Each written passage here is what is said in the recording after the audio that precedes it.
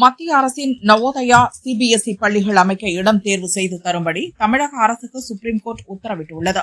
இது தொடர்பாக அதிமுக பொதுச் செயலாளர் பழனிசாமியின் அறிக்கை.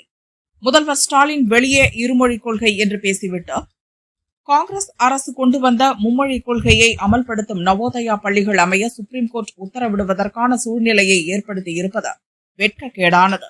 மத்தியில் காங்கிரஸ் ஆண்டபோது தமிழக முதல்வராக இருந்த கருணாநிதியின் அலட்சியத்தால் மாநில பட்டியலில் இருந்த கல்வி மத்திய அரசின் பொது பட்டியலுக்கு சென்றது.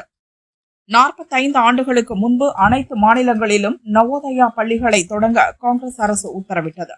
ஆனால் தமிழகத்தில் இருமொழிக் கொள்கை இருக்கும்போது இந்தியை திணிக்கும் நவோதயா பள்ளிகளை அனுமதிக்க மாட்டேன் என அப்போதைய முதல்வர் எம்ஜிஆர் உறுதியாக இருந்தார். ஜெயலலிதாவும் அதையே கடைபிடித்தார். 2017 தமிழகத்தில் நவோதயா பள்ளி அமைக்க ஹைகோர்ட் உத்தரவிட்டதை எதிர்த்து அப்போதைய முதல்வர் ஜெயலலிதா சுப்ரீம் கோர்ட் வரை சென்று தடை உத்தரவு பெற்றார். 2021 வரை அதிமுக அரசு வழக்கை கண்காணித்து வந்தது.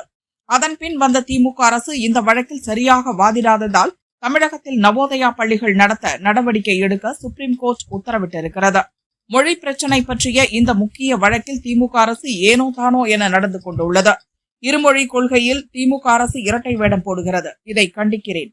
தமிழ்நாட்டை தலைகுனிய விடமாட்டேன் என வாய் வீரம் காட்டாமல் நவோதயா பள்ளி வழக்கில் மூத்த வக்கீல்கள் மூலம் தமிழகத்தின் வாதங்களை சரியாக எடுத்து வைக்க வேண்டும் என பழனிசாமி கூறியுள்ளார்.